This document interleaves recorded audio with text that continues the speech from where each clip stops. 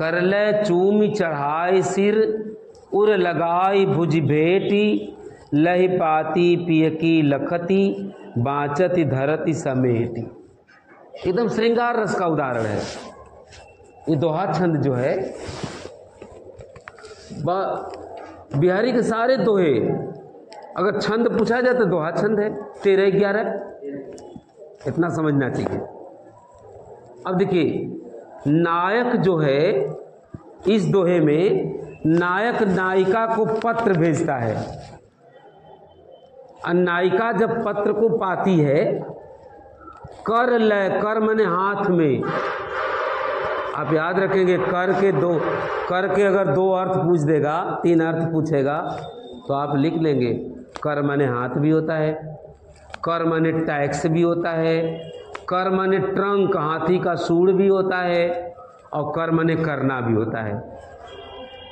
ठीक है, तो नायक बात नहीं, नायक जब नायिका को पत्र भेजता है तो नायिका उसे सबसे पहले अपने हाथ में लेती है। कर ले, हाथ में लेकर के चूमी, उसको बड़े प्रेम से चूमती है। फिर चढ़ाई सिर, फिर उसे माथे से चढ़ाती है, सिर से चढ़ाती है। उसके बाद उर लगाई, उस पत्र को हृदय से लगाती है। और फिर भुजी, भुज माने भुजाओं में उससे आलिंगन करती है, भेटी, गले लगाती है। ऐसे लग रहा था जैसे वो पत्र नहीं नायक है।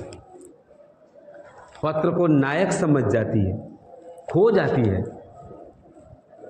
सबसे पहले वो पत्र को हाथ में लेती है, उसे चूमती है, फिर सिर से चढ़ाती है, और फिर उसे भुजाओं में लेकर गले लगती है, आलिंगन करती है। और फिर लही पाती पियकी लखती, पिय मने प्रियतम, नायिका अपने प्रियतम की पाती मने पत्र को बड़े अच्छे से देखती है, लखती मने देखती है, बाँचती उसको पढ़ती है, बाँचती मने पढ़ती है, और धरती समेटी, और फिर उसको समेट करके बंद करके रख देती है।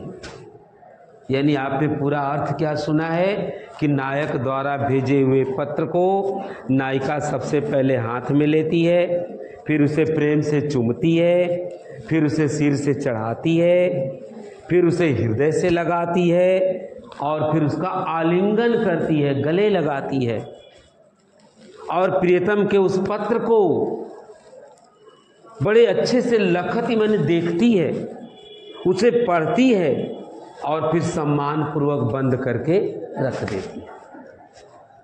तो इसमें जो है पूरी तरह से इसमें श्रृंगार रस है और दोहा छंद है, समझ रहे हैं, और मुक्तक शैली का प्रयोग है, माधुर्य गुण का प्रयोग है, समझ रहे हैं कि नहीं।